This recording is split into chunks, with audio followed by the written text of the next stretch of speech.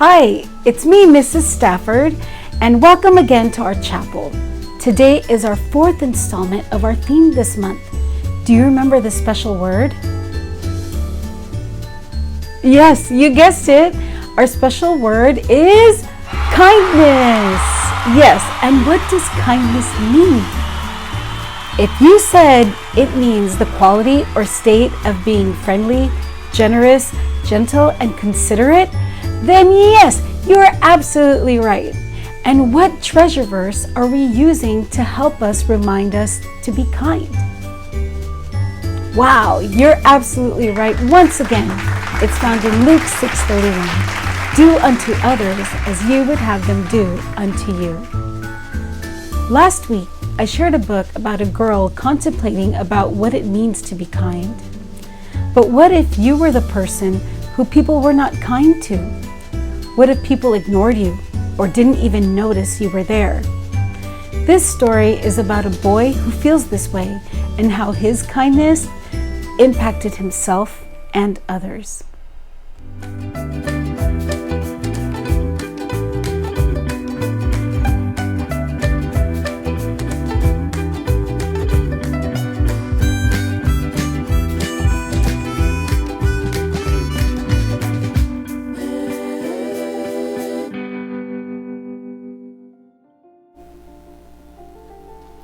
The Invisible Boy by Trudy Ludwig, illustrated by Patrice Barton.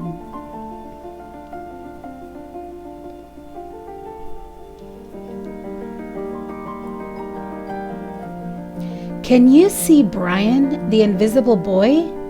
Even Mrs. Carlotti has trouble noticing him in her classroom. She's too busy dealing with Nathan and Sophie. Nathan has problems with what Mrs. Carlotti calls volume control. He uses his outside voice inside too much. Sophie whines and complains when she doesn't get her way. Nathan and Sophie take up a lot of space. Brian doesn't. When the bell rings for recess, Micah and JT take turns choosing kids for their kickball teams. The best players get picked first, then the best friends of the best players, then the friends of the best friends. Only Brian is left, still waiting and hoping. JT glances in Brian's direction and just as quickly looks away. "We've got enough players for each team," he tells the others. "Let's play ball." In the cafeteria, Madison and her friends talk about her birthday party. "The rope swing over the pool was awesome," says JT. "Yeah, so was the water slide," adds Fiona. "That was the best pool party ever." "I'm so glad you guys had fun," says Madison.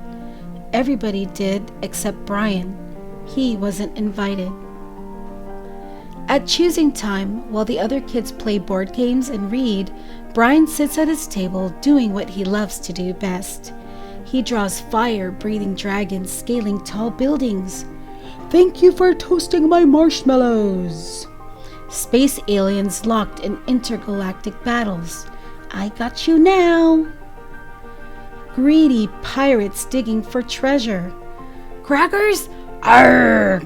Yay!" And superheroes with the power to make friends wherever they go.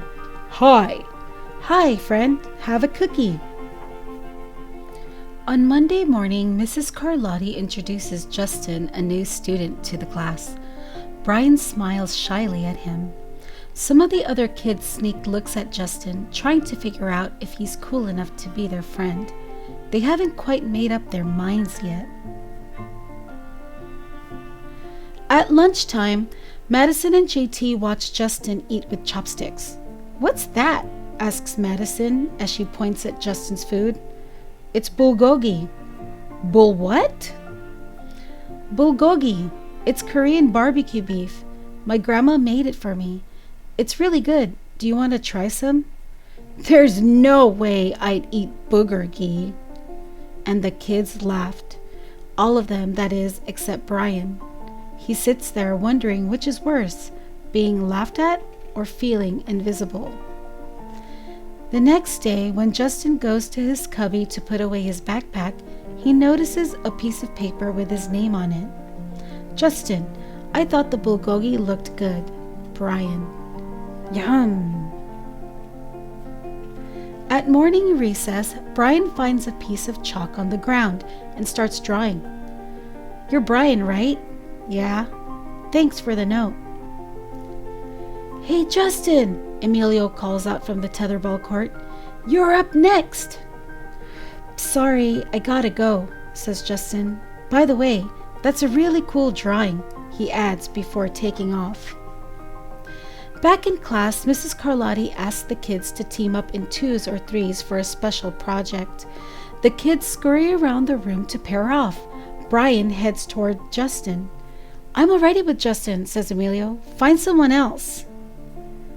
Brian looks at the floor, wishing he could draw a hole right there to swallow him up. Mrs. Carlotti said we could have up to 3 people in our group. We're only 2. Come on, Emilio. Let him work with us. Okay, I guess. Mrs. Carlotti gives the class directions for the project. Your assignment is to work together to write a story about what you see in that photograph. Use your imagination and have fun. Whoa, cool, says Emilio. What kind of people do you think would live in houses like that? I don't know, but I bet Brian could draw them to go with our story, says Justin. Brian smiles and he takes out his lucky pen.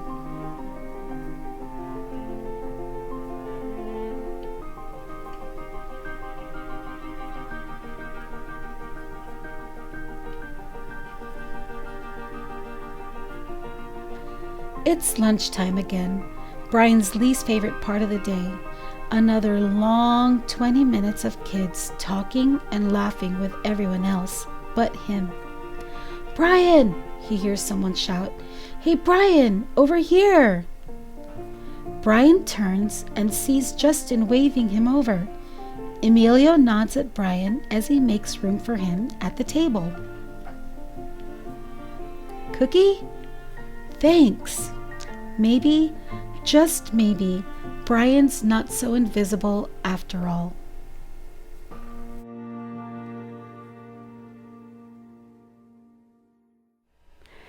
Brian wasn't picked to be on a team or wasn't even invited to a birthday party. He felt sad and lonely, but that didn't stop him from showing kindness, especially to someone who may be feeling the same way. Jesus told a parable to emphasize the importance of kindness, even if you're not liked. A lawyer came to Jesus with a question. He wanted to test Jesus and asked him, "Teacher, what shall I do to inherit eternal life?" Jesus asked him, "What is written in the law? How do you read it?" The lawyer answered, "You shall love the Lord your God with all your heart, with all your soul, with all your mind, and your neighbor as yourself." Jesus told the lawyer he was right, and the lawyer wanted to know, who is our neighbor? So Jesus answered with another parable, the parable of the Good Samaritan. A man went from Jerusalem to Jericho. It was a dangerous road, and thieves loved it because there were a lot of hiding places, like caves for them. The road was full of curves that you could easily lose sight of what was ahead of you and what was behind you. The area was called Adumim. The people around Jesus knew of this place, so they could understand what Jesus was telling them. Some robbers attacked the traveling man.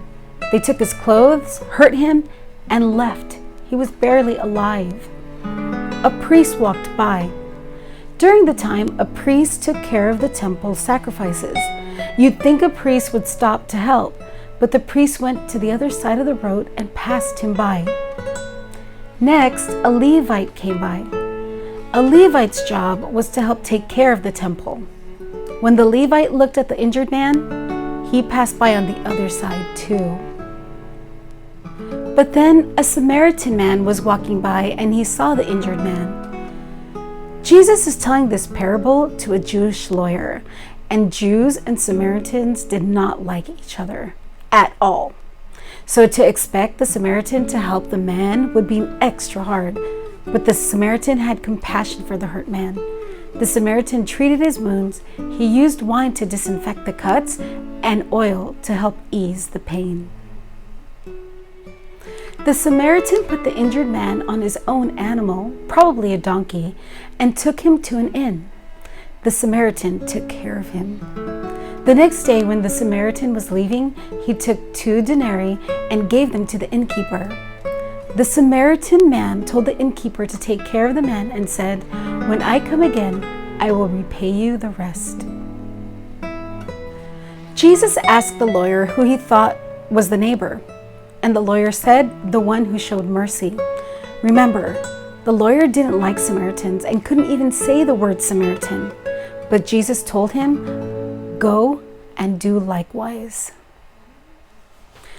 According to Jesus, we are to love our neighbors and strangers also. Jesus wants us to be nice and help others when we can. Even though Brian was ignored and unnoticed, and the Samaritan was hated and loathed, both showed compassion and kindness to those who needed it. Recall what Luke 6:31 says, "Do unto others as you would have them do unto you." And remember, choose to be kind.